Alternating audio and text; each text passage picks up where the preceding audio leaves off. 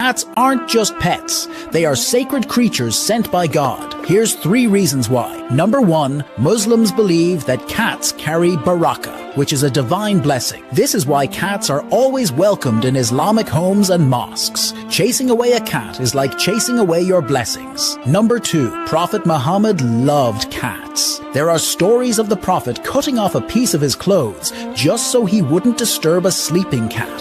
He encouraged his followers to have the same love and honor for cats. Number 3, Muslims consider cats to be pure and clean animals since they constantly groom themselves. It is believed that cleanliness is next to godliness. What does your religion believe about cats?